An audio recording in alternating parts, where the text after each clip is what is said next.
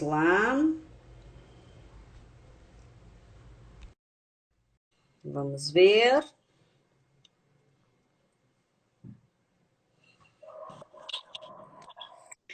Oi, doutor Eduardo. Ó, tudo bem, Cláudia? Tudo tranquilo? Tudo bom? Prazer estar Tudo ó. falando com o senhor. Tudo Na jóia? verdade, o prazer é meu. Pena só por ter que Então, antecipar das 20 para as 8, mas é porque, como essa questão do coronavírus, questão dos plantões, agora muda muito, né? é verdade. A gente começa, conforme as pessoas vão entrando, a gente dá uma resumida no que a gente já vinha falando, tá? Mas Perfeito, fica bem à combinado. vontade e aí a gente vai seguindo a nossa pauta. Então, fala um pouquinho do Só senhor, do perfeito. Cremers, tá? Excelente, excelente. Só para esclarecer, então, me chamo Eduardo Trindade, estou presidente do Conselho Regional de Medicina do Rio Grande do Sul.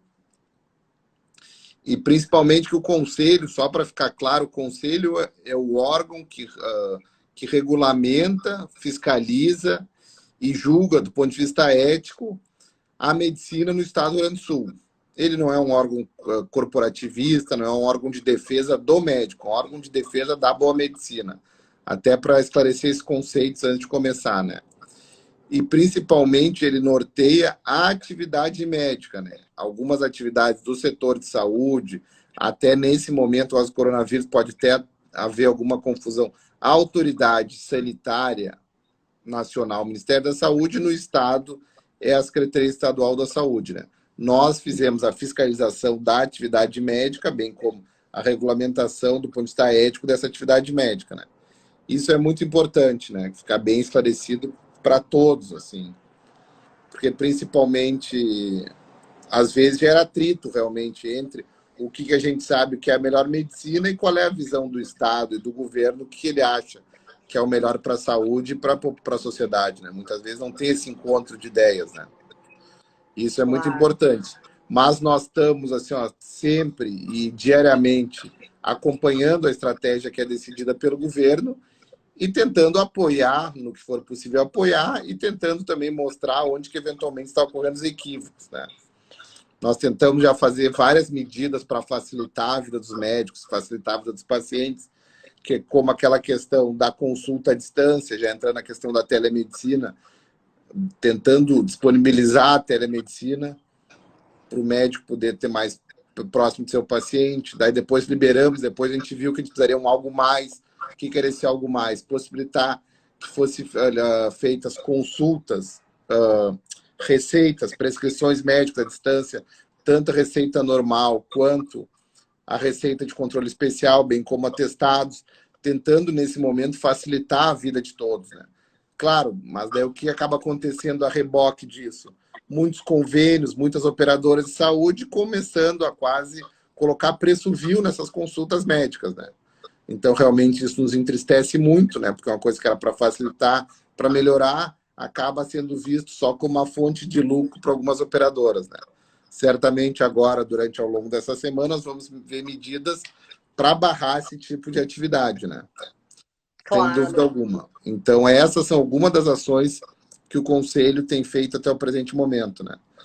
Principalmente que a gente não pode colocar nessa cortina de fumaça do coronavírus, precarizar ainda mais a relação médico-paciente, a remuneração desse paciente, não podemos esquecer disso também.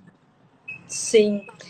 Lembrando, né, doutor Eduardo, que o médico, isso até já foi falado com outras pessoas que a gente recebeu aqui pela CF, que o trabalho do médico é um trabalho essencial, né? E como qualquer outro segmento, ele tem que receber pelo trabalho que ele faz. E quantas vezes, com a chegada da tecnologia, de WhatsApp, o médico acaba atendendo muitas vezes, porque já é seu paciente, e já não recebia nada por isso, né? E a telemedicina, ela tem que vir para valorizar esse profissional de saúde, né? E não para que uma consulta seja mais barata, porque assim, a responsabilidade do médico e o envolvimento do médico será o mesmo por telemedicina ou presencial. Não, isso muito bem colocado. Fico até feliz ali de alguns colegas e amigos meus fora da área da medicina nos acompanhando aqui. Mas por quê? a telemedicina teve uma tentativa de regulamentação pelo CFM em 2018. Até em 2018, o CREMER se posicionou de uma forma extremamente contrária àquela recomendação. Porque, bem isso, nós acreditamos que a telemedicina e a regulamentação tem que estar associada a facilitar o trabalho do médico ao seu paciente, né? E não daquela forma que, na verdade, parecia estava se criando grandes operadores de saúde, iam deter a tecnologia, iam obrigar esse funcionário, esse médico, ser funcionário dessas operadoras, né? Enquanto que, na verdade, muitas vezes, a gente sabe, acontece com todos nós, o doutor Decarli ali que está nos acompanhando, também eu estou vendo. A partir do momento que eu respondo um WhatsApp para um paciente, eu estou assumindo a responsabilidade para aquele ato. Sim. Por mais que não seja válido, se eu responder alguma coisa, olha, não precisa de emergência, toma dipirona, 500, 600, eu estou assumindo uma responsabilidade por aquele ato. Então, agora também tem que haver uma forma de ter uma compensação do médico por essa responsabilidade que ele está assumindo, né?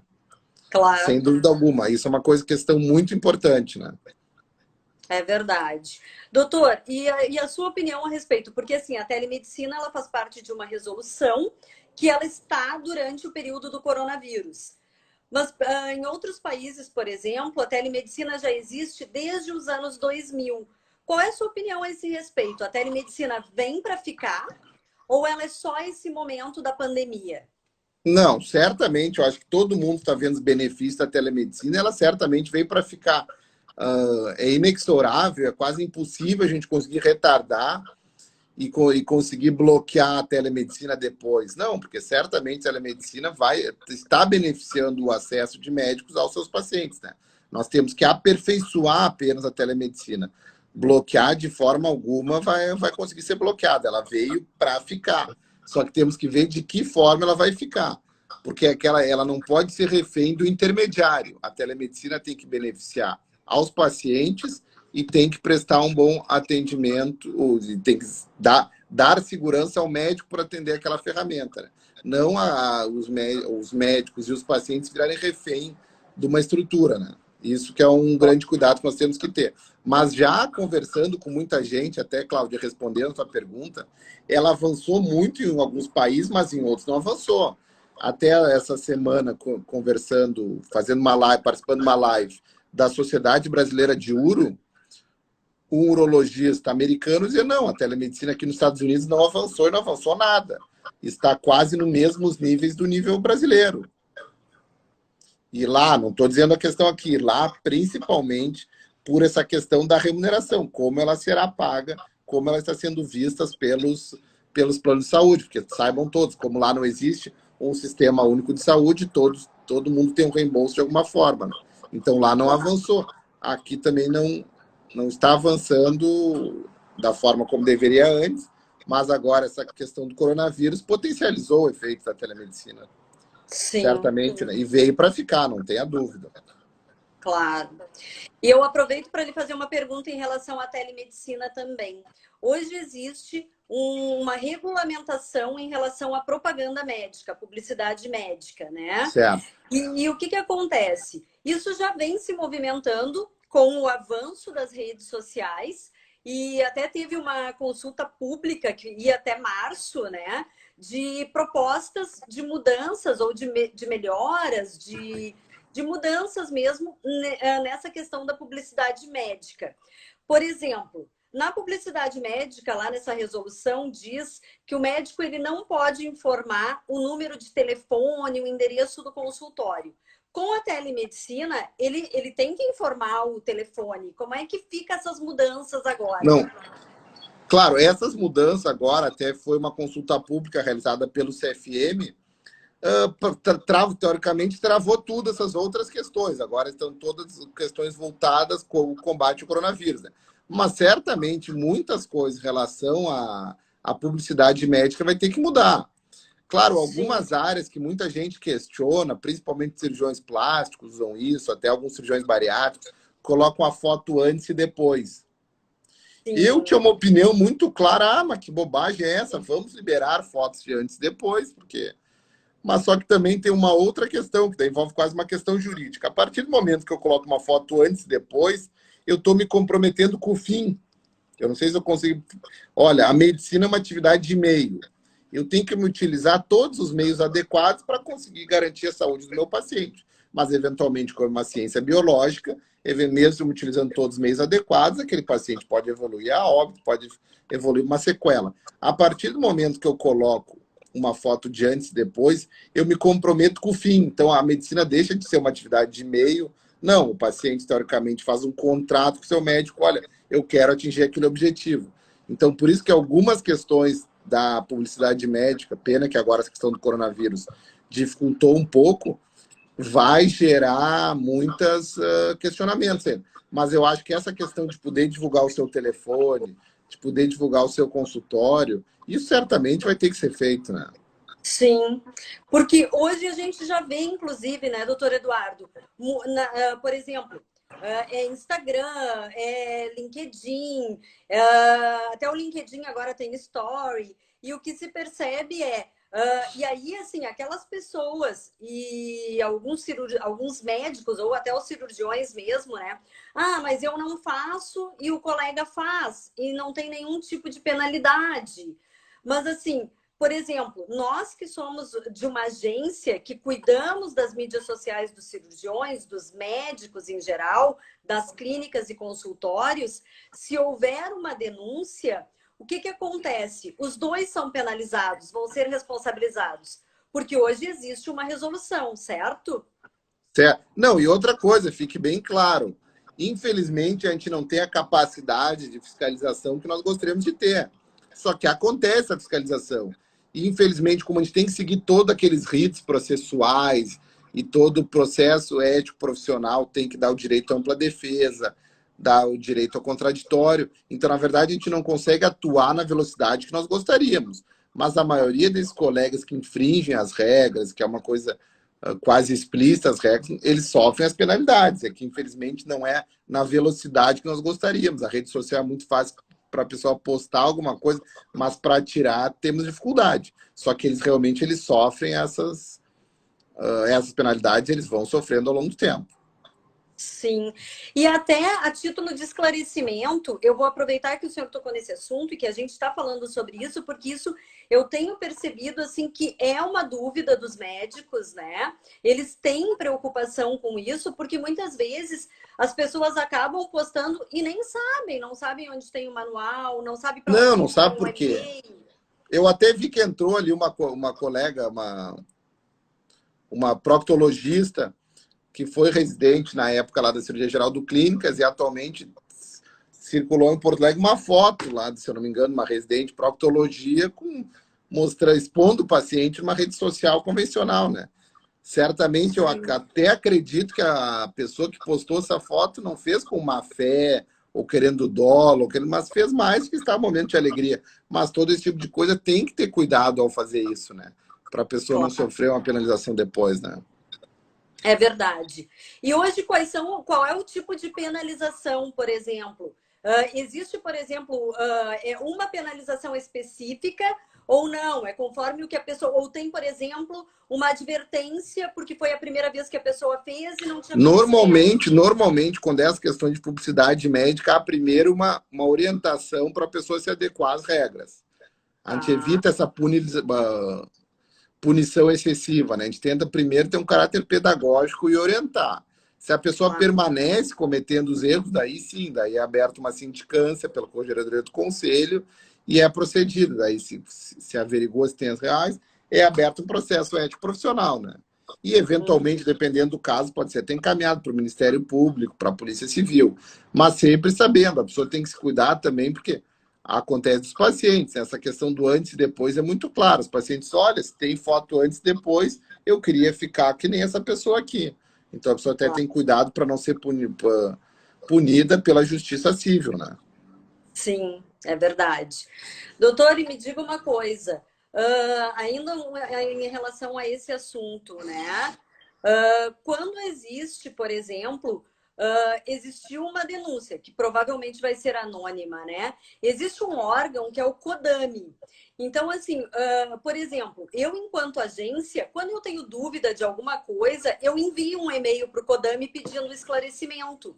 Então, essa é a conduta mesmo. Na dúvida, vamos consultar o CODAMI e Claro, seguir as orientações? a CODAMI, a Comissão de Divulgação de Assuntos Médicos vinculados a todos os conselhos regionais de medicina do Brasil, né? Todo conselho tem um CODAMI. Então, se sugere que se entre em contato sempre com a CODAMI para eles darem as orientações adequadas de como proceder em relação à publicidade médica, né?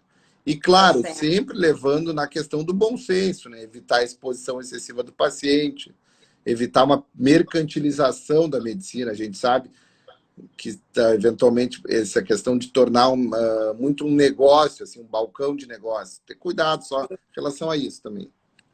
Tá, não, bem interessante.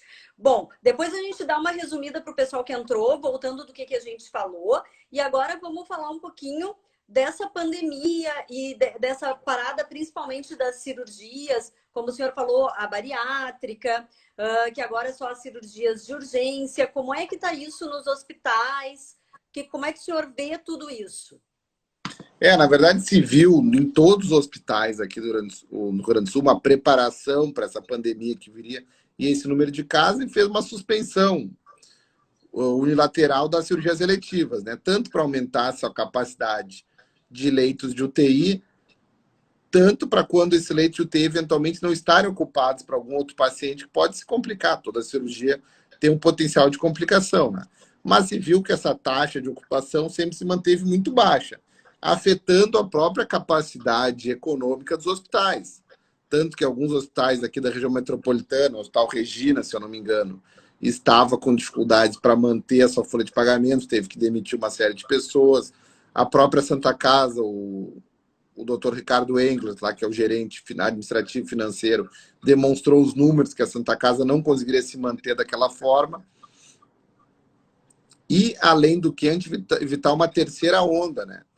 A gente viu também uma questão que foi colocada muito bem hoje na Folha de São Paulo, que todos esses pacientes que não estão sendo operados agora, todos esses pacientes que não estão buscando um atendimento, que não daria para se dizer que é um atendimento eletivo, que se ele deixar daqui a 3 meses, ele vai sofrer algum tipo de precarização da sua saúde, se viu que deve ser mantido, então, os atendimentos eletivos com um determinado regramento, né? Aquelas cirurgias que a sua postergação pode gerar um malefício para o paciente devem ser feitas, né? E foi isso que o Estado fez, né? Sim. Deixou de forma, a gente não se entendeu muito bem o critério, porque se deixou de fora as cirurgias bariátricas, né? Mas deixou de fora as cirurgias bariátricas e cirurgia estética, né? Então, até vamos questionar a Secretaria Estadual da Saúde para ver quais critérios que eles utilizaram, né? Claro. Mas que certamente estava gerando uma repercussão tanto financeira para os hospitais, tratamento específico do coronavírus, nem existe um tipo de vacina. Então, por isso que o cuidado, o apoio social agora é tão importante. Sim. Então, a gente reforça que as pessoas que não precisarem sair, que fiquem nas suas casas, que continuem fazendo o isolamento social e que não há flexibilização para os grupos de risco, né, doutor Eduardo? Não, certamente. Deve ser mantido a questão do distanciamento social. Quem puder manter o distanciamento, mantenha o distanciamento social. Agora vai voltar aos poucos as atividades econômicas, mas aquelas pessoas que voltando evitem aglomerações, utilizem o uso constante de máscaras cirúrgicas, máscaras não cirúrgicas, máscaras caseiras, deixem as máscaras cirúrgicas para as instituições hospitalares, mas tenham aqueles cuidados de higiene pessoal, que é muito importante. Evitem aglomerações, todas as questões são fundamentais para a gente chegar ao sucesso, né? Claro. Eu acredito também que isso vai ser bem importante, porque senão a gente vai acabar perdendo o que se conquistou até aqui, né? Então, perdendo esse grande benefício. E ninguém tem a resposta certa, Cláudia. Desculpa te interromper. A melhor estratégia ninguém sabe. A gente pode ter uma estratégia mais flexibilização, uma estratégia de mais restritiva, só que ninguém sabe a estratégia. Então, por isso que a gente está navegando num mar desconhecido, nós temos que navegar com muita serenidade, de forma lenta, né? Porque, de repente, depois se aumenta o número de casos exponencial, se perde o controle e não tem mais o que se fazer. É verdade. Doutor, e me diga uma coisa, o senhor vê semelhança entre Covid-19 e H1N1? Ou agora a situação é pior? Como é que o senhor vê Mas isso? acho que não. Agora a situação é muito pior em relação ao coronavírus, em relação ao H1N1, né? Tanto que o H1N1 logo em seguida se descobriu o Tamiflu, que era uma medicação extremamente efetiva. O grau de contágio, apesar de ele ter uma mortalidade até um percentual maior, a mortalidade deles em números gerais era menor, porque não era a infectividade dele não era tão grande, né? Então, certamente agora a gravidade é muito maior do que da época do H1N1. Ah, entendo. E em relação, quando a gente fala um pouquinho com a classe médica, né? Tem muitos médicos que estão entrando, a gente vê uma preocupação, porque, claro, além da área da saúde, tem a área econômica também, que está difícil para todos nesse momento, quando essa primeira parada, né, doutor Eduardo? Então, assim, hoje as pessoas estão indo muito mais, eu vejo assim profissionais, inclusive, que eram mais resistentes a marketing digital, hoje se aproximando mais da ferramenta. Por quê? Porque nesse momento ela é realmente importante, né? Um momento que está todo mundo em casa, mas que Não está é nem todo só mundo isso. Agora, eu até vi alguns psiquiatras aqui nos acompanhando aqui no grupo. É que, na verdade, agora as redes sociais, o próprio Facebook, o próprio Instagram, viraram quase a nossa varanda de casa, né? Se antigamente a gente sentava na varanda para conversar, agora a gente conversa na varanda através do Facebook, através do Instagram. Então, por isso que realmente mudou. E, na verdade, até essa aproximação do médico ao seu paciente vai muito se dar através do marketing digital. Certamente, muitas modificações. Agora, muita gente está comparando essa pandemia com a Segunda Guerra Mundial pela retração econômica, pelos reflexos. Mas, então, bem por isso que vai ter essa modificação, o marketing digital vai cada vez aumentar mais. Sim. Doutor De Carli está fazendo uma pergunta. O senhor está conseguindo ler?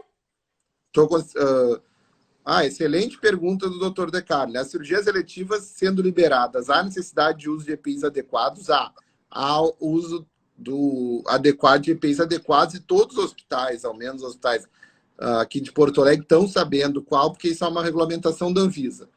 O que o CRM pode fazer quando o hospital não disponibilizar EPIs adequados? O hospital notifica de imediato o diretor técnico da instituição, que é obrigado a fornecer esses materiais, o responsável por fornecer é o diretor técnico da instituição, não havendo segurança para o profissional, para o cirurgião e para a sua equipe, ele tem total liberdade para suspender aquela cirurgia e comunicar de imediato o conselho, até para alguma responsabilidade não cair sobre ele, sobre o cirurgião, sobre o médico assistente, e recair sobre o diretor técnico da instituição. Porque agora até se conseguiu repor os estoques desses insumos. Claro. Pessoal, fiquem à vontade. Eu sei que tem bastante médicos nos assistindo, né, doutor Eduardo, para fazerem as suas perguntas e a gente vai tentando responder. Então, só para ficar claro, o médico não é obrigado a atender, salvo uma questão de urgência e emergência, quando não tiver os equipamentos adequados. E podem até, de forma não querendo se identificar, denunciar esse caso ao conselho. Evitem a responsabilização ou evitem assumir responsabilidades que é própria do hospital e que não cabe ao médico. E não se coloquem em risco, né? Principalmente, todos os profissionais de saúde vão ser muito necessários para o atendimento. Pessoal, eu vou dar uma resumida no que a gente vem conversando até agora com o doutor Eduardo, até porque muitas pessoas entraram depois, né? Então, a gente está falando sobre a telemedicina. Uma das coisas que o doutor Eduardo comentou é a telemedicina, ela vem para ficar, mas eles ainda estão questionando algumas coisas, como, por exemplo, o valor que o médico está recebendo. As operadoras de saúde parece que reduziram o valor que o médico está recebendo e eles estão questionando isso, vão questionar. Ele fala também da ferramenta que foi o CREMERS que disponibilizou, né, doutor Eduardo, para atestados e receitas. O CREMERS, O Cremers, ó, muita verdade. Uma das grandes críticas que nós tínhamos é essas receitas digitais, e eu estou vendo até algumas autoridades. Nós vimos que logo no início ali surgiram alguns atestados falsos em relação à médica. Eu acho que todo mundo viu ali em relação àqueles atestados. E muitos colegas, principalmente otorrinos, neurologistas, me pedindo, eu até consigo atender aqui meu paciente de muitos anos, de casa ou através de uma ferramenta tecnológica. Só que a prescrição eu não estou conseguindo fazer. Então a gente não queria evitar que aquela pessoa que tenha eventualmente um Alzheimer, que tenha um autismo, que tenha até uma amidalite, uma infecção urinária, tem que ficar circulando para comprar o remédio. Então a gente pensou, olha, vamos fazer uma ferramenta fácil e simples e disponibilizar por ali.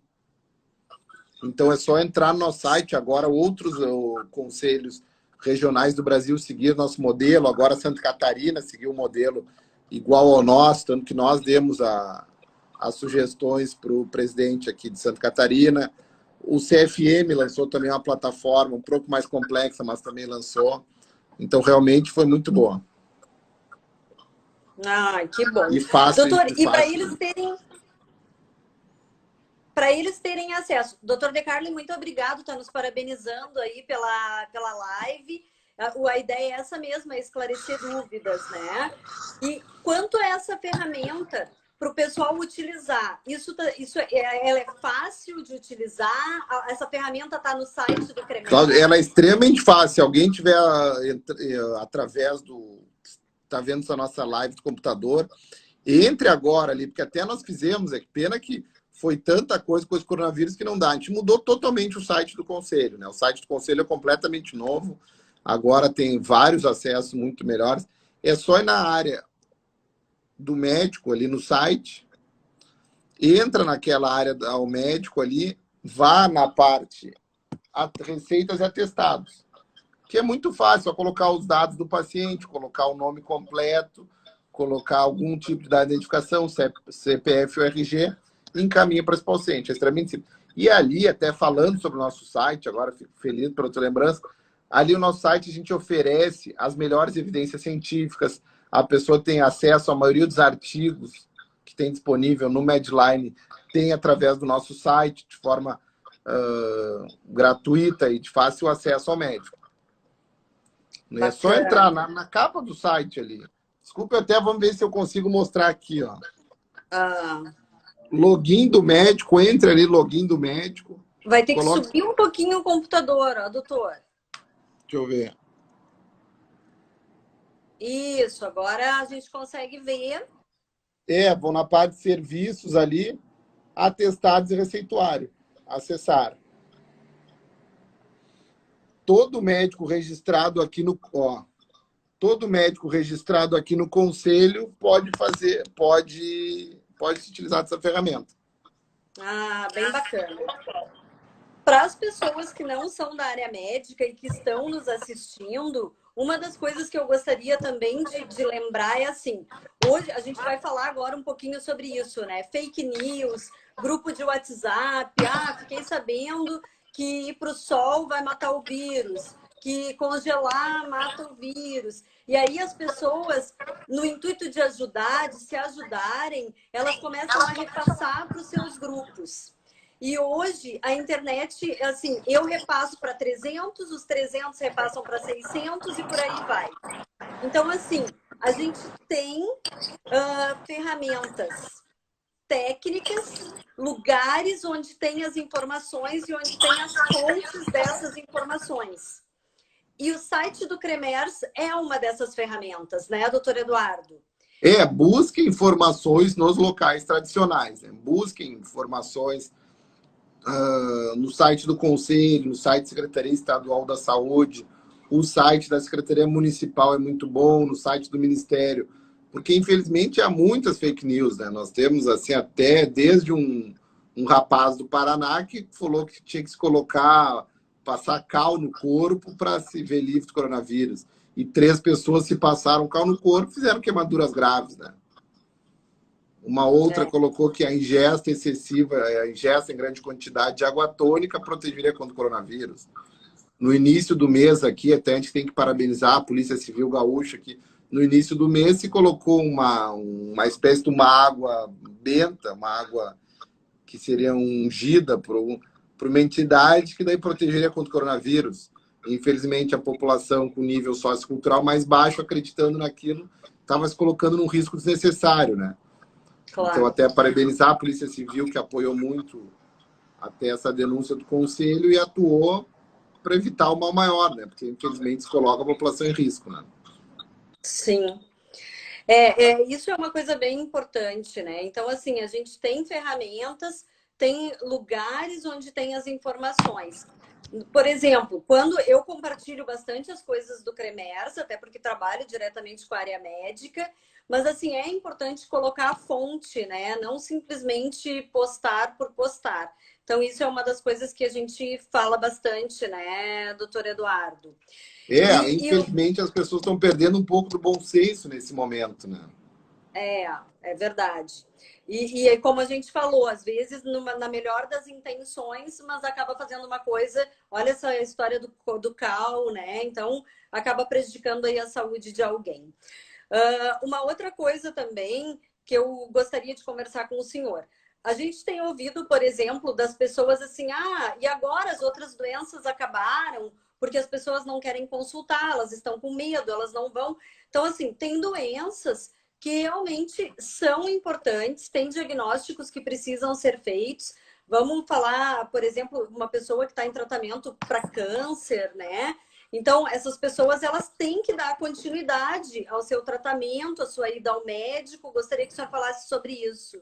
Sem dúvida alguma, né? O que está se vendo, o aumento da mortalidade das pessoas que elas estão procurando, em vez de procurando no infarto, no início do infarto agudo do miocárdio, no início do quadro de AVC, numa apendicite mais inicial, numa colicistite inicial, estão deixando evoluir muito para procurar o atendimento, que isso gera uma repercussão muito grande. Então, as pessoas saibam, os hospitais estão preparados para receber os pacientes que tenham doenças não relacionadas ao coronavírus. Então, não deixem de procurar, não deixem de procurar o seu médico, não deixem de fazer o seu acompanhamento quando for necessário. Claro, evitem aquela ida desnecessária ao médico, aquela ida desnecessária à emergência. Só que procurem, assim que tiver, para fazer o seu segmento, que a gente chama, né? Então, procure os profissionais de saúde. É verdade. Doutor, eu acho que da pauta que a gente tinha colocado, abordamos praticamente, acho que todos os assuntos. Fique à vontade, se o senhor quiser colocar mais alguma coisa. O pessoal que está em casa também, se tiver alguma dúvida, quiser enviar mais alguma pergunta para a gente, nós ainda temos um horáriozinho, também não quero atrasar o doutor Eduardo. Mas assim, mais uma vez, o objetivo é a gente conversar e tirar as dúvidas, né? Então, eu acho que foi super importante a gente ter falado de telemedicina, o doutor Eduardo esclarecer a respeito, inclusive, dos valores de remuneração dos médicos e o envolvimento do CREMERS nisso. A gente falou sobre publicidade médica, então, existe penalizações, sim, existe uma resolução que cuida disso. Então, ter o cuidado, se é você que faz as suas mídias ou se você tem alguém que faz as suas mídias, para ter cuidado com isso. Vão haver mudanças, é claro, com a chegada da telemedicina e esse boom das redes sociais e da mídia digital, né, doutor Eduardo? Mas certamente. ter bom senso, né? O que o senhor falou, eu acho que é muito esclarecedor, que vão haver mudanças, mas que nesse momento a mídia digital, a medicina, ela é o meio. Então, daqui a pouco um médico hoje não. Eu tenho que postar, o antes e o depois é a minha melhor propaganda, só que daqui a pouco ele vai poder, talvez ele tenha até um problema jurídico com o que agora ele vê como uma grande vantagem, né? Então, eu acho que essas coisas também, se o senhor quiser falar um pouquinho. Não, certamente, assim, é muito importante. Quase uma frase clichê, o mundo não será o mesmo depois dessa questão da pandemia. Certamente nós vamos passar por ela, mas vamos ver grandes transformações, tanto na relação médico-paciente, tanto na relação como vai dar esse marketing, essa publicidade médica depois disso. Certamente virão inúmeras mudanças, né? vai se ter um momento extremamente conturbado depois, eu tenho certeza que vai haver uma judicialização excessiva depois, pacientes que eventualmente vão justificar que se contaminaram, pacientes que vão ter tido algum problema por algum equívoco, mas certamente a gente tem que se precaver e se preparar para isso, né? E o mais importante que tudo, até nos julgamentos, sejam julgamentos éticos, até já falando na justiça civil ou criminal, vai depender do bom senso e do médico não ter dolo, não ter uma intenção de fazer alguma coisa equivocada, né? A Maria Lúcia, ela está falando da falta de atendimento ambulatorial, está sendo real. As continuidades de atendimento especializado para revisão está estagnada. Aí sim as emergências vão entrar em caos, pois como daria para resolver, né? Não, certamente, ela falou uma grande coisa, não dá para se fechar completamente. Até o próprio Conselho Regional de Medicina se colocou contrário ao fechamento geral e restrito das consultas ambulatoriais e até dos consultórios. A gente disse, não, mantenha os consultórios abertos, claro. Tentem remarcar o que não causar dano ao paciente, as outras, só que façam as consultas de uma forma adequada, mantendo o espaçamento entre uma consulta e outra, disponibilizando álcool gel ou uma torneira para fazer a higiene das mãos constante, o uso de máscaras. O doutor Natalino está falando ali, se eu fizer uma cirurgia e 10 dias depois o paciente apresentar coronavírus, se o paciente me questionar na justiça, qual é a minha responsabilidade como cirurgião e como me precaver? Primeiro, doutor Natalino, excelente pergunta, doutor Natal. Duas questões. Primeiro, qual a real indicação de fazer cirurgia nesse momento? Tem que ter algum tipo, não precisa ser uma cirurgia de urgência e emergência, mas tem que ser uma cirurgia, como eu coloquei no final, que postergar daqui a 2, 3 meses não vai gerar dano ao paciente. Isso é a primeira coisa. E a segunda questão é ter um termo de consentimento livre, esclarecido, assinado pelo cirurgião e pelo paciente, colocando que se sabia dos riscos inerentes de operar nesse momento. Porque todos os estudos estão mostrando que os pacientes alguns pacientes operados nesse momento estão apresentando formas graves do coronavírus. Não se sabe se eles já chegaram com corona ou se adquiriram no hospital o coronavírus. Então, para o cirurgião, o assistente se cercar, é essas duas questões. Ver se a cirurgia tinha real motivação de ser operada agora. Pode ser, por exemplo, pegar um caso que o doutor... um paciente que tinha uma colite sintomática. A gente sabe que ele vai ter várias idas de emergência. Eventualmente, se deixar esse problema, ele vai evoluir uma colicite aguda, opere agora a cirurgia. Tem uma hérnia, que às vezes encarcera, desencarcera. Então, é melhor operar agora. Só que façam esse termo de consentimento livre, esclarecido do paciente e coloque todas as informações para se precaver. Mas, infelizmente, doutor Natal, inclusive o próprio conselho, o próprio judiciário, está aberto às demandas dos pacientes, independente se elas são procedentes ou não. Não sei se eu consegui responder a pergunta dele, mas acredito que sim, esse modelo tem que chegar. Ver a indicação da cirurgia nesse momento, que não pode ser postergado depois, e colocar um termo de consentimento específico para esse período. A Maria Lúcia também está falando ali, digo que pode ser prevenido, vira um leito utilizado de UTI. Na verdade, se não conseguir acompanhar um paciente desse que tem uma hipertensão arterial sistêmica, um diabetes, se ele voltar numa situação mais grave, daí sim ele ocupa um leito UTI. A mesma coisa vale para uma apendicite. Eventualmente, não vamos deixar de operar, dar antibiótico, não trata do jeito habitual, esse paciente pode operar numa gravidade muito maior, daí ele ocupar um leito UTI. É verdade. Doutor, e das medicações que hoje estão sendo usadas para coronavírus? Uma das coisas, eu até gostaria de esclarecer com o senhor, até mais para o público leigo mesmo, porque as pessoas, o que elas pensam, né? Por que o fulano ganhou a cloroquina e eu não ganhei? Então, aquela coisa de achar que o que é para um é para todos.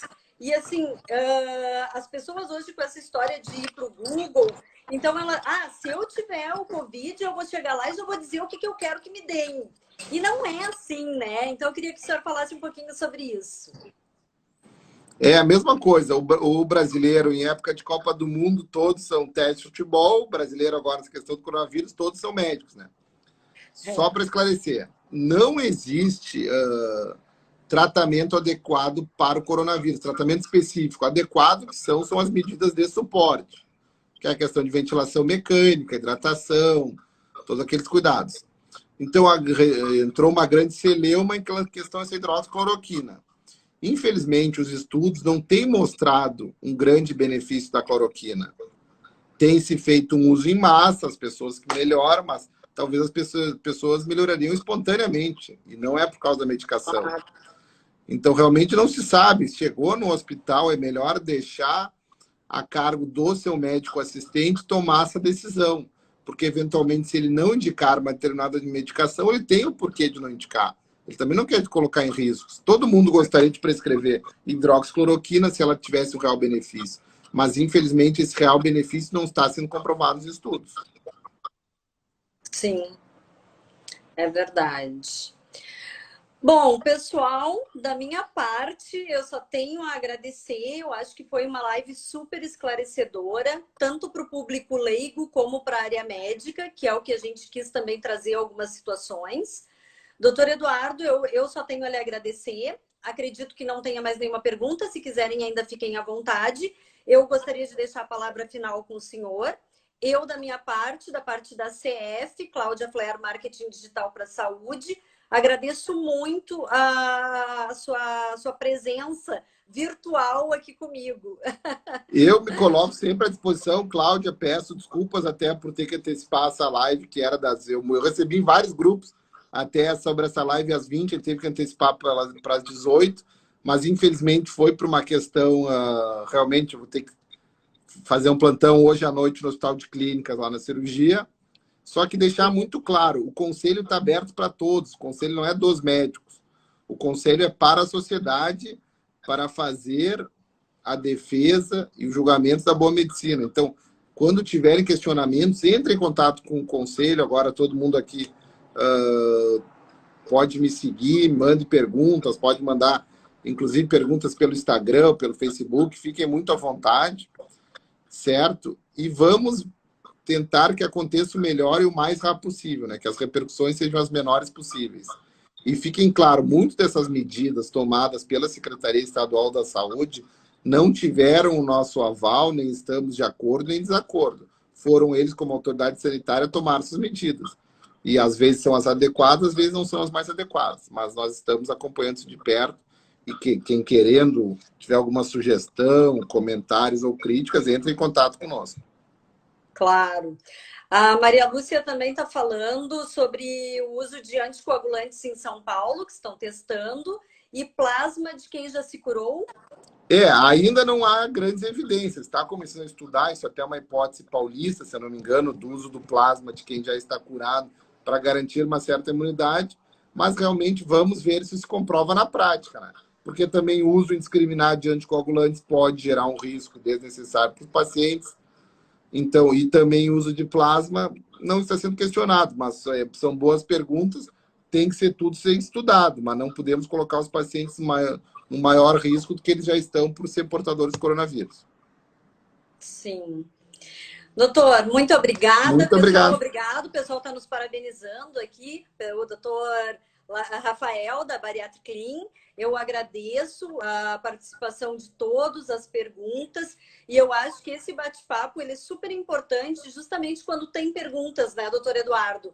Porque Sem aí dúvida. ele passa a ser um bate-papo onde as pessoas questionam, trazem sugestões. Então, não, assim, melhor ainda, até nos deixa assim, ainda mais instigados a trabalhar e buscar responder essas perguntas, né? No dia a dia, responder, não só responder aqui, mas responder na prática. Olha, nós estamos fazendo o quê em relação a bariátrica, agora que o Secretaria Estadual não liberou, cirurgias plásticas não liberou, por que não liberou? Como é que vamos tentar rever isso? Temos que pensar também na situação do médico e manter as suas atividades de consultório. Tudo isso está sendo pensado, então por isso nós queremos ser instigados com as perguntas. É verdade.